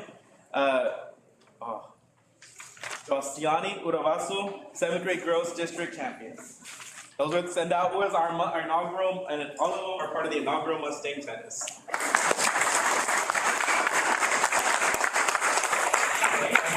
We'll do 8th grade first, and then or 7th grade first, and then we'll do 8th grade. We can take a picture while we get high school set. Thank you all for allowing us to start this program. It's going to help us. Yes.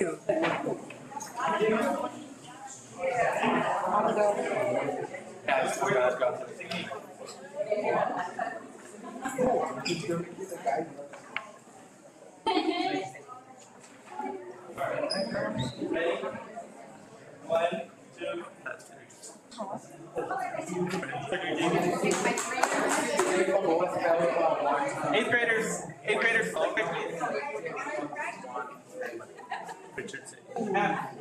follow me.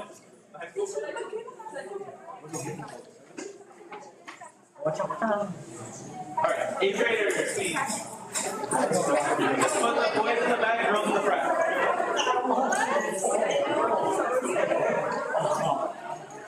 Oh, actually, there's more boys. There's more girls. Be the boys in the front on the knee and the girls. Real bad.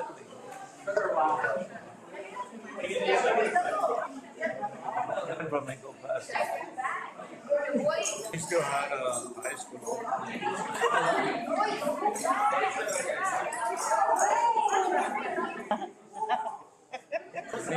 Did you see that? Kids are kids.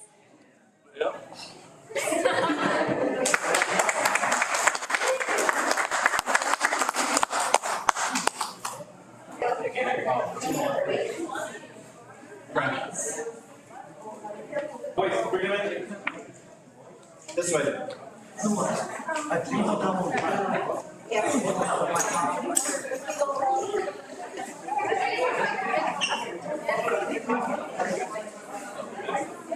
Emma's not gonna be here. That's JV and the department. All right, I'm gonna go ahead and start with the JV, because we did have a couple of district champions. Javier Alvarez and Rafael Lara were boys doubles district runner-ups. And then we have Mario Quevedo and Jermaine Duvat as district champions.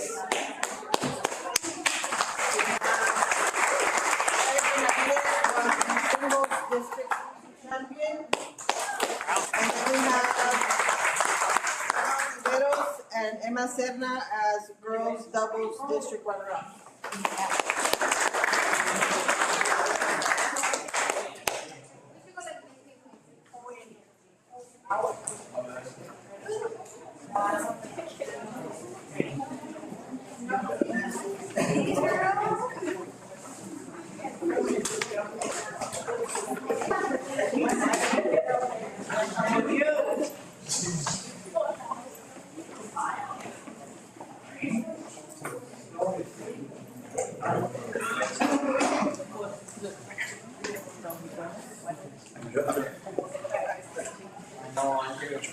Alright, varsity. We'll start with the girls. Gabby Cantu, district girls team runner-up, girls double district runner-up, and regional qualifier. Didn't see you. Lista Espinosa, district girls team runner-up. Yanne Garcia, district girls team runner-up. Sofia Guerrero, district girls team runner-up. Rihanna Hernandez, district girls team runner-up. Rihanna Hernandez, district girls team runner-up. Chastity Martinez, district girls team runner-up, girls double district runner-up, and regional qualifier. Jelani Quevedo, district girls team runner-up.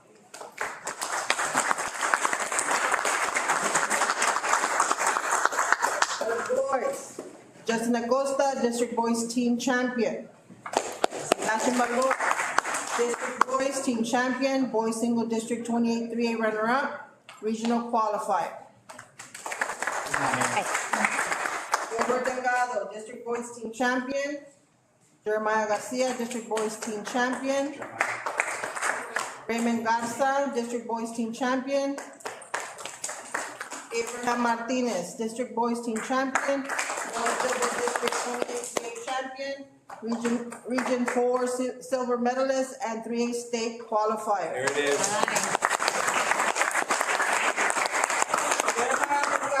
District boys team champion, boys double district 28 3A champion, region 4 silver medalist and 3A state qualifier.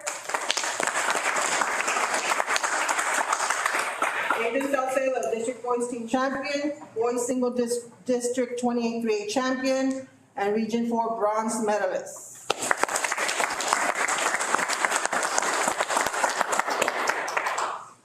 It's been 35 years in the making. 35 years since we made states, so. We made states. We made states. Who was that? And who was that team? Challenge them. My classmate and friend. Congratulations, guys.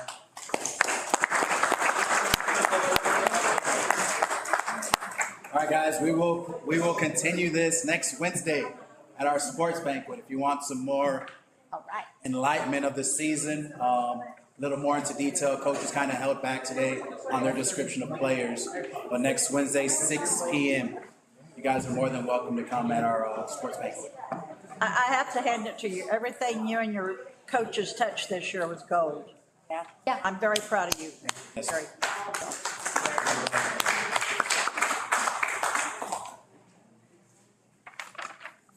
Before I forget, we invite you guys to the state, they play state this week. They'll play Thursday and Friday in San Antonio. And Austin?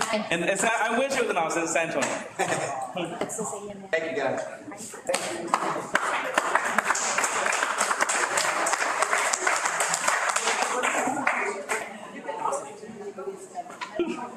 You're close. I'm not. So they could, that's my daughter. Monday. Let me just go get the next presenter. Hi, next presenter. Very much.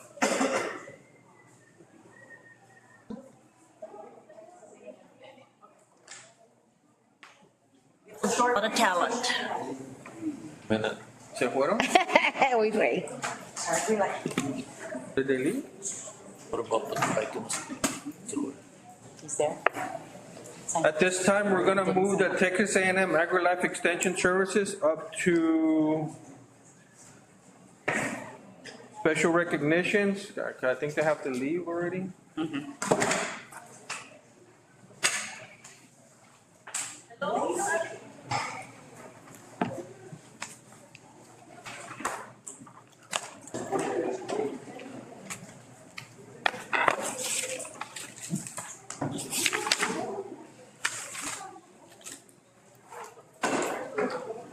There we go.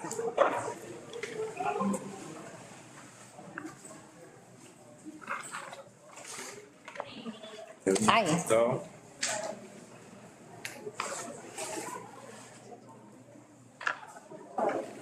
Is there a clicker? Or? He's your clicker. Oh, awesome.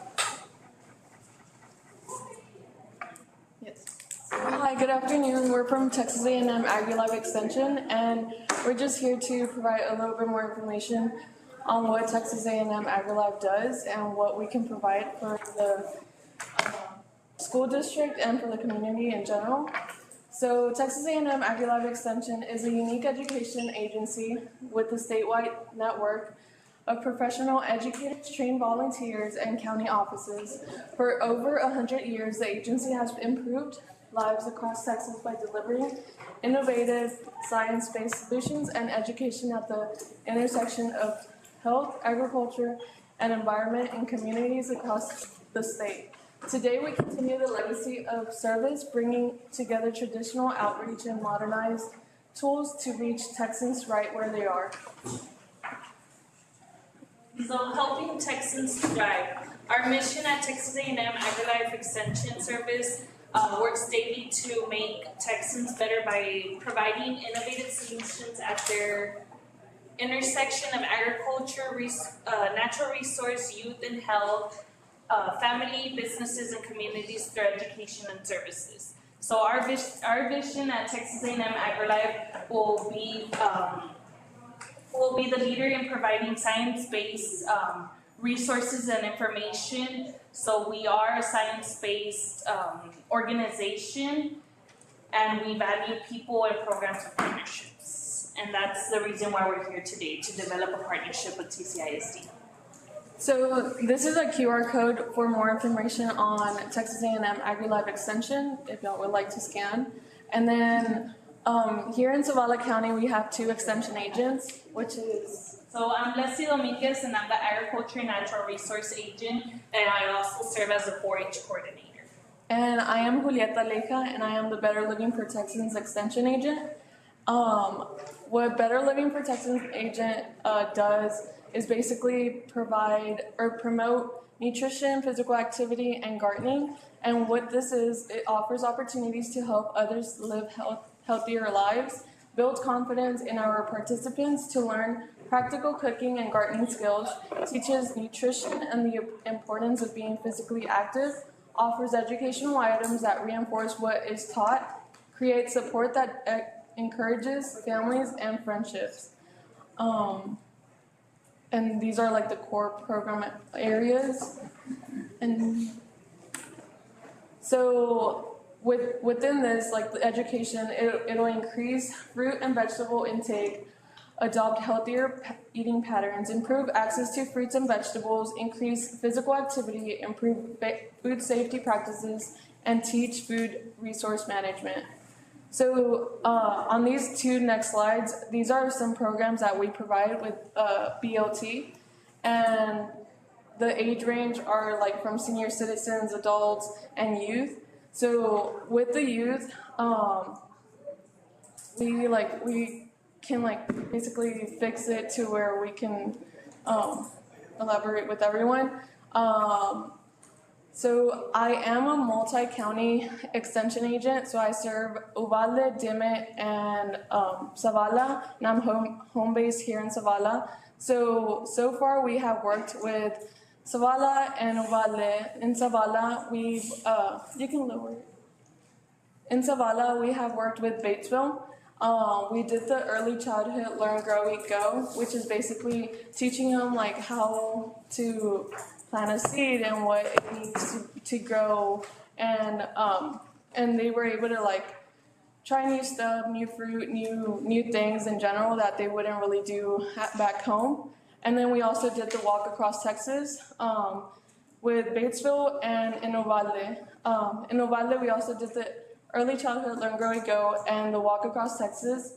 The Uvalde Elementary completed over 832 miles each class. So in total, the 3rd and 4th graders completed 18,291 miles. So they surpassed what the outcome was, what the goal was for 8 weeks.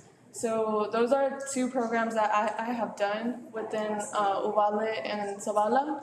And in Dimmitt County, we just did an Earth Day presentation. So yeah, that's basically what I've been doing. So now for the agriculture and natural resource portion of it. So I serve as the A&R agent here in Zavala County. So I serve as Crystal City, La Pryor, and Batesville. And the purpose of an agriculture and natural resource agent is to execute programs that teach the community about agriculture. So my job initially is to advocate for agriculture and to teach the community on things that they don't normally see in the classroom setting. So my goal is to increase agriculture literacy within the community. So I also serve as a 4-H coordinator. I don't know if y'all have heard of 4-H before. I know Ms. Young has. So 4-H is the largest youth organization in the nation, as well as in Texas. In Zavala County, we have over 150 members, and the age is from 8 years old to 18 years old. So you have to be in 3rd grade and in the 12th grade. And we have different programs throughout the 4-H. It's not just for showing animals. So we have 5 major project areas, which is the agriculture and livestock portion, the family and community health, leadership and citizenship, natural resource, and STEM as well. So these are some programs and activities that we have offered here in Zavala County. So I host animal injection clinics, castration clinics, plant and soil science lessons. So previously in Batesville, we planted a garden of vegetables and flowers, and they harvested it throughout the months that they had it there. We also do a lot of community service. I don't know if y'all see on Facebook, but the kids are usually doing something within the community. Our number one thing that has taken off right now is our shooting sports. It is the safest program that we have within 4-H, and we offer archery, shotgun, and rifle. So that's something else that we can introduce. But 4-H is an after-school program, but I personally can come into the school and do lessons within the kids. So probably within the science department, we can advocate for agriculture. So these are some programs that I was thinking that could be done here in the school. So I could come every weekly into a classroom that y'all designate and teach them something about agriculture, do activities.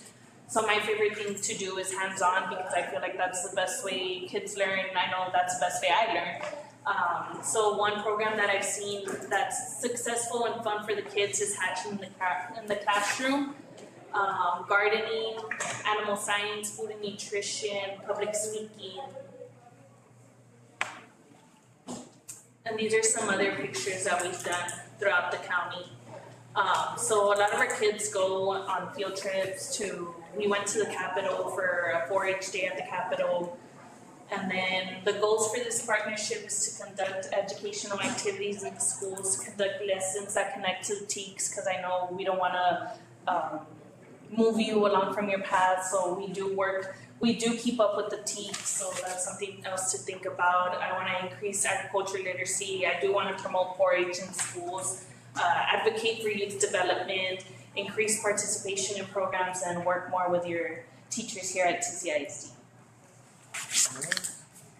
So I'll be passing by to give y'all like a folder, and it has my information sheet, a little calendar, and the programs that we provide. And then also in the back, it has a QR code for our Facebook for here, Zavala County. So if y'all are interested, so.